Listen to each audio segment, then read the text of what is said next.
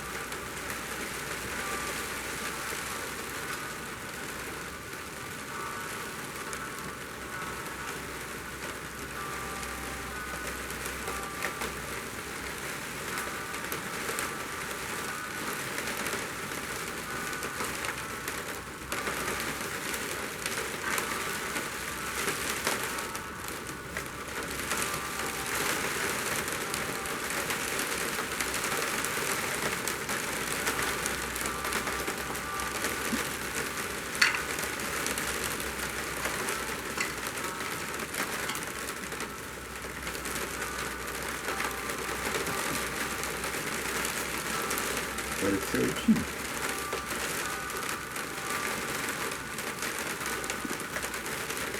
Hein? Tá vendo?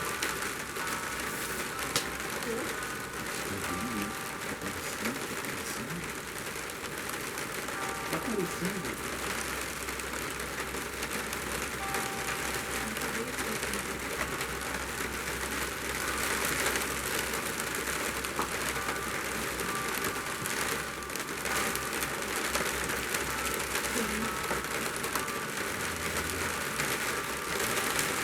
Opa, estamos aí ao vivo nessa noite fria, chuvosa, tem um barulho aí na telha,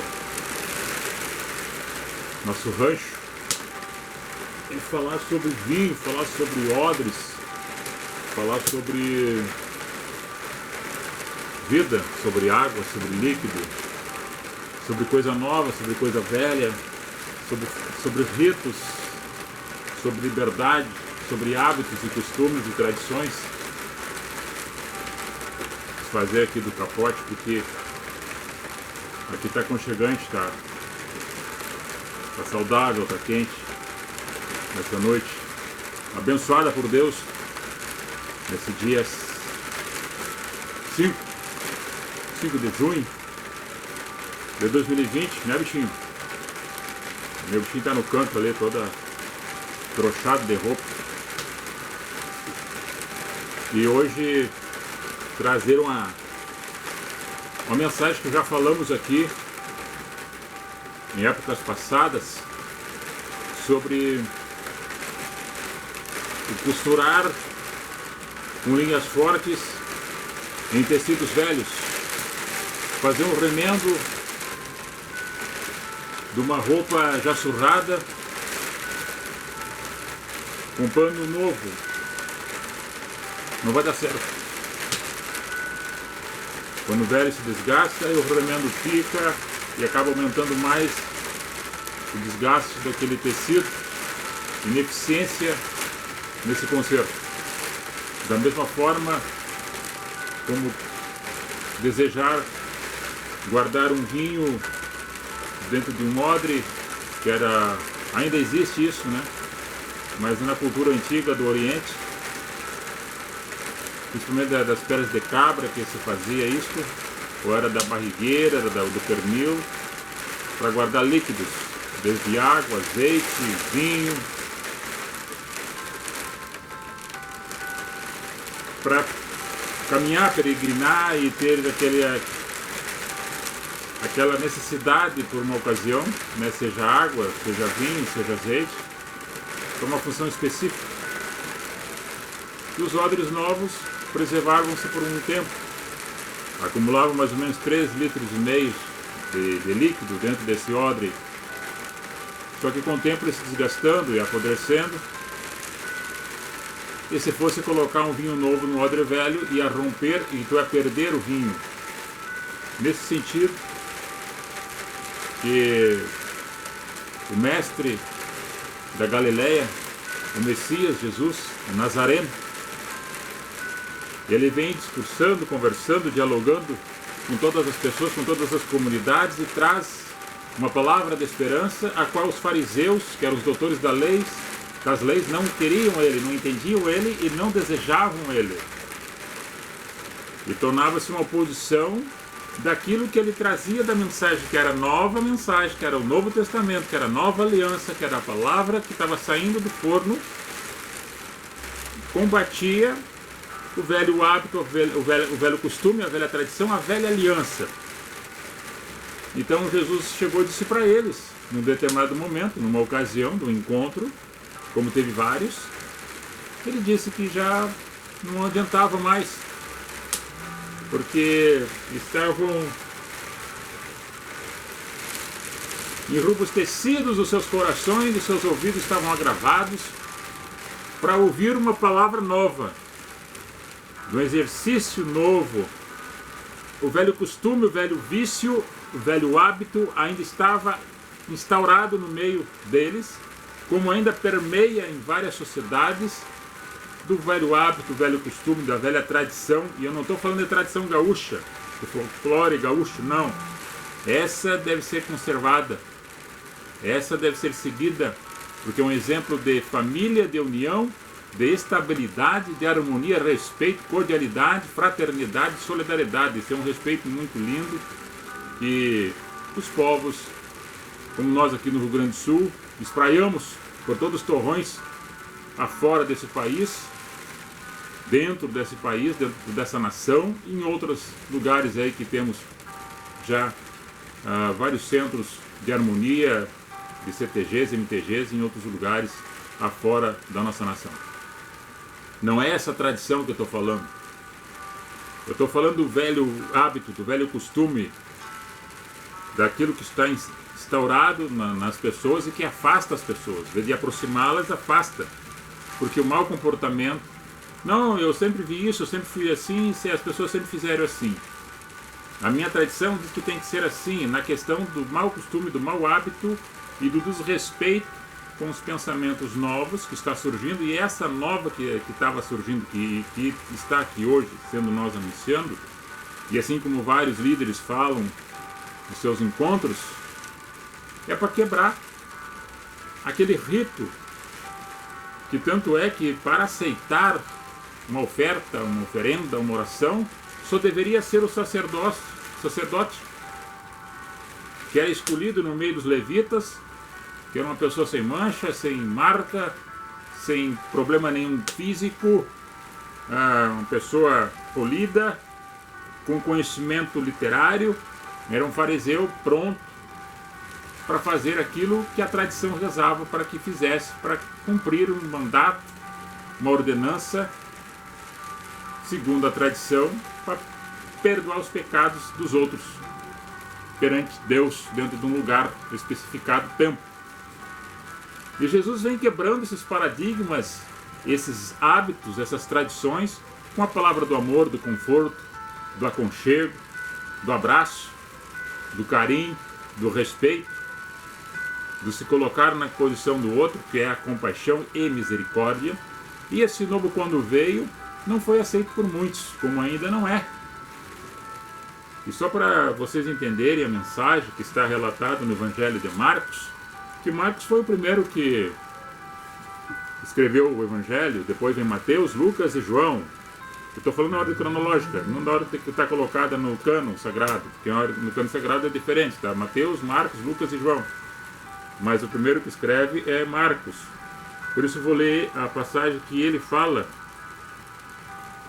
que está relatado no Marcos capítulo 2, verso 18 a seguir, também no Mateus 9:14 e Lucas 5:33.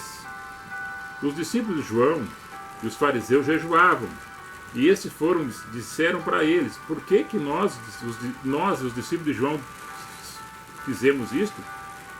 E os de vocês não estão fazendo, não estão jejuando, que nem nós. A tradição diz que tem que fazer. E Jesus disse para eles: porventura os filhos das bodas jejuam enquanto está com ele o esposo? Ou seja, a boda é um casamento.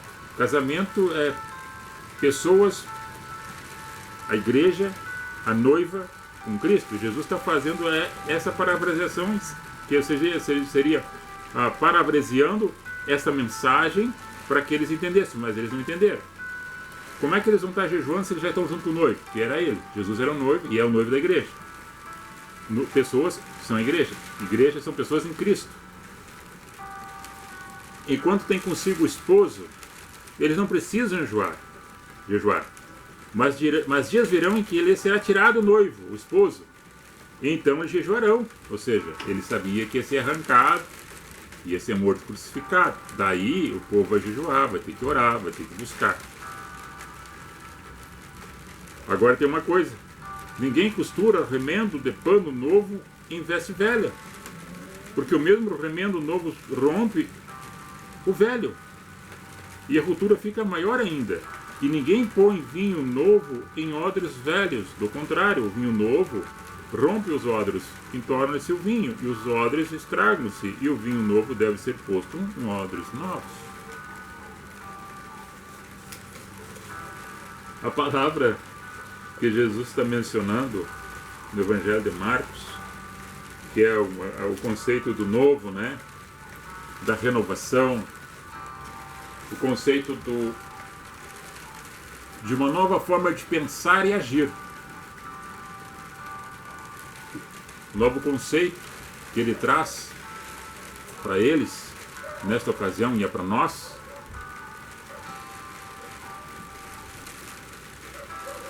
que às vezes as pessoas estão enrustidas no velho costume, no velho hábito, e não querem receber uma mensagem nova, porque não, estou acostumado, estou habituado a fazer isso. É os vícios instalados nos corações e no meio da sociedade. E isto não é somente dentro de um critério da onde as pessoas falam sobre espiritualidade. É em todo meio. São instituições governamentais, é no meio político, é nos clubes, é numa roça, é numa lavoura. Se traz uma forma nova de trabalhar, se traz um novo conceito de comportamento para aprimorar todo o sistema, para aperfeiçoar e melhorar a qualidade de vida das pessoas. E Jesus está trazendo essa mensagem na questão espiritual para transformar o ser de dentro para fora. E que dentro desse comportamento as suas ações estariam em Cristo, no seu comportamento, porque a palavra estava regenerando o homem e lavando-o pela graça do amor revelada na pessoa de Cristo. Mas como eles estavam categoricamente em cima de uma lei, em cima de um rito, era preferível para eles continuar no rito do que ser transformado pela ação da graça. Então, a ação da graça do Espírito não é por força nem por violência, é por a pessoa aceitar e realmente converter-se do novo caminho, sair do velho e vir para o novo caminho. E é uma conversão que ela pode ser de 360 graus. Mudou-se completamente o seu raciocínio, o seu comportamento, porque ele achava que, seguindo os ritos, ele chegaria até Deus. É como os homens da antiga aliança, lá no tempo de Gênesis, que está relatado no capítulo 11, que os homens que desejavam chegar a Deus construindo uma torre para que subisse e chegasse até Deus, até o trono. A Torre de Babel, segundo Gênesis capítulo 11. No entanto, houve confusões, não se entenderam mais e parou a obra. E depois nós temos uma revelação, que é uma promessa, que Jesus diz a todos aqueles que estavam junto com ele, depois que ele Primeiramente antes e depois se confirma. Antes ele fala em João 14. E assim ele vai falando, vai fazendo a promessa. Eu vou para o Pai, vou preparar um lugar para que onde eu esteja, vocês estejam também. Se não fosse assim, já teria avisado, porque na casa do meu Pai é bastante morada, e lá convém que vocês estejam comigo.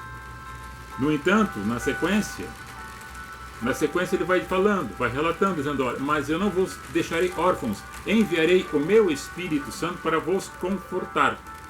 E quando isso acontecer, vocês lembrar-se-ão das minhas palavras que tenho dito. Porque a palavra vai lembrar pela ação do Espírito, a promessa. E o meu Espírito será derramado sobre toda a carne. E profetizarão, e falarão novas línguas. E isso acontece em Atos 2, no dia do Pentecostes. Penta, 5. 50 dias após a Páscoa, que já acontecia no tempo lá do Egito, quando eles saem do Egito, quando fazem a primeira Páscoa, passando o Mar Vermelho, o povo liderado por Moisés, com a mão de Deus, eles fazem a primeira Páscoa. Passados 50 dias dessa Páscoa, eles fazem a festa do Pentecostes, festa dos 50 dias após a passagem do Mar Vermelho. E esse ato acontece depois, quando Jesus é morto, na morte de cruz, ele ressurge dos mortos, fica testificando com eles, e depois sobe aos céus e diz para que eles ficassem em Jerusalém até que dos altos fossem revestidos de poder. Atos 2, derrama-se o Espírito Santo e eles começam a falar nas línguas um dos outros. E todos se entendiam, do contrário de Gênesis 11, que eles não se entendiam mais. Mas houve lá confusões de línguas. Ali não, eles falavam a língua conforme a pátria do outro, e todos eles se entendiam para fazer uma obra de testificar, de anunciar a boa nova e a esperança nos corações da humanidade. E começasse por ali e fosse até Cafarnaum e os confins das terras, ou seja, que isso se propagasse de pessoa para pessoa. Não que eu precise sair agora correndo com a Bíblia debaixo do braço, escandalizando as pessoas e querendo que elas façam aquilo que faço, como aquilo que como, se vista como me visto. De forma alguma. Aí eu estaria voltando à velha aliança, o velho rito, que deveria ser dessa categoria para servir a Deus. Não. O servir a Deus é servir a Deus no próximo. Ver Jesus e Deus na outra pessoa. E para que isso aconteça, nós temos que se regenerar, nascer de novo. E o nascer de novo é matar a velha criatura e ser novo, como esta água que sacia a sede, que essa chuva abençoada que está alimentando as grotas, os rios, os mananciais, que estava tão seco, as terras. Assim como a ação do Espírito entra no coração, inunda a sua alma e você consegue perceber e entender aquilo que é novo e deixa o velho para trás. Os velhos costumes, os velhos hábitos ruins, os vícios instalados na sociedade do toma lá da cá, das corrupções, das benesses momentâneas, da corrupção do gênero humano, de vender a sua liberdade por favores momentâneos, escravizando-se e idolatrando coisas não vivas, porque quem nós amamos é vivo, o Espírito de Deus é vivo. Eu não vejo, eu não toco, mas eu sinto assim como o vento. Nessa mensagem de hoje, para que vocês entendam, é basicamente isso. Não adianta eu queria eu colocar o novo dentro do velho, mas o velho não quer aceitar. E não é por força nem por violência, vai acabar eu perdendo o vinho novo. Vai se estragar, vai azedar. Vai romper o odre velho, vai cair pelo chão. O tecido vai aumentar sua rasgadura, porque o tecido é novo, ele conserva o remendo, mas o tecido já está velho, não adianta, tem que ter um tecido novo. Não adianta mais remendar, porque o novo não é remendo. Ele é verdadeiro, ele é único e ele vem com a ação do Espírito que revela em nossos corações a maneira sólida e forte e eficaz de nós colocarmos os nossos pés sobre a rocha, assim como Ele nos tirou do charco de lodo e nos colocou em cima desta rocha e nos deu um cântico novo e alegrou nossa alma, como diz o salmista.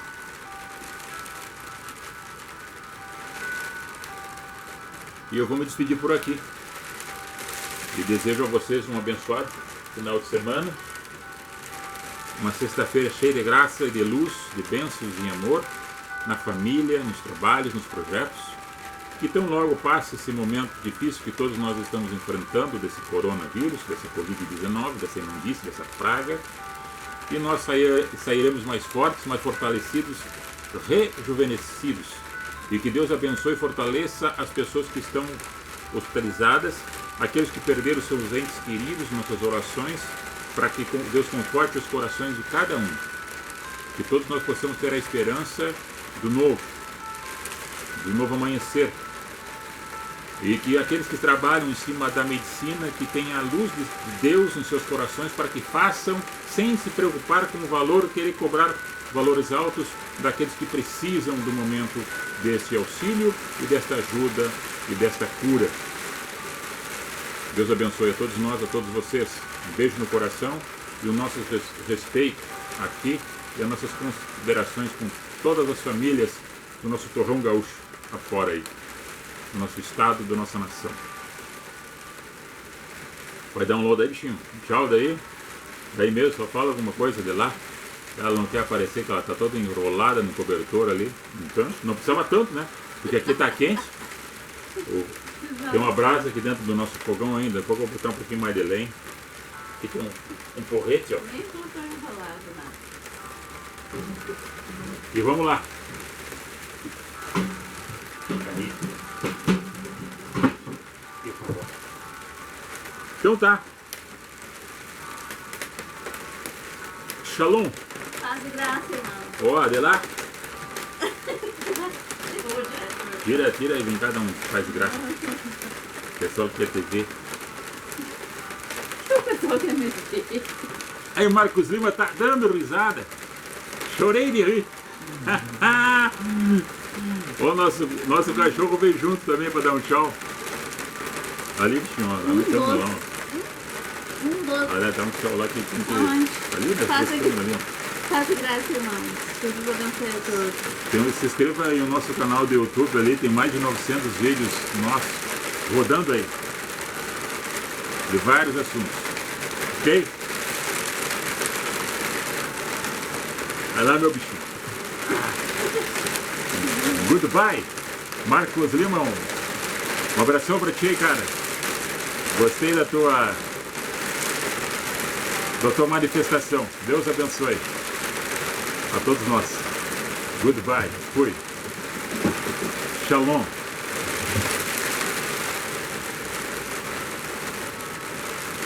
E também